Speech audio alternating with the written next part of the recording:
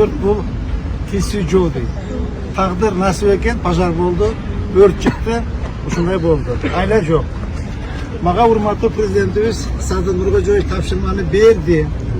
Oşol jerde jeke özün көзөмөлүңө al, özün kontrolga al, толук ошол үйдүн күйүп кеткен чатырын, күйүп кеткен үйлөрдүн бардыгын жеке көзөмөлүңө алып бүтүр деп тапшырманы мага берди.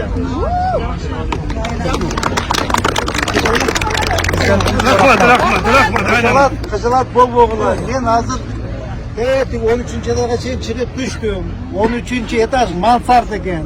Мансардадан эки жагында 6дан квартира бар экен, бүтпөгөн, ПСО. Bir жагынан 3 бар экен. Peşenevizge stüdent kızlar жашачу экен. Ошол жерде не жашайт? Киши атта жакшы. Качыра сагай.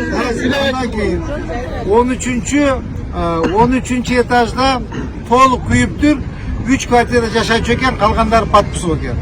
12-чи этажда 1 квартира күйүптүр, 11-чи этажда 1 квартира күйүптүр, 10-чу этажда 1 квартира күйүптүр и 6-чы этажда 1 квартира күйүптүр.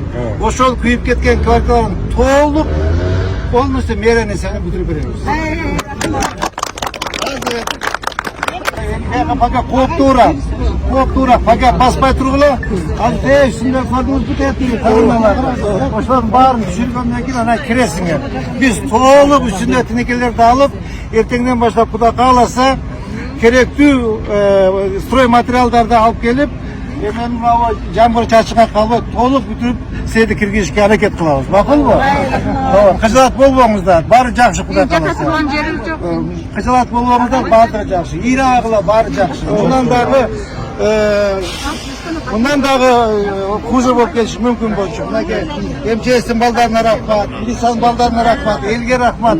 Мына пешенебизге эч ким жабыркабап. Дүйнө табылат эже, ата дүйнө табылат.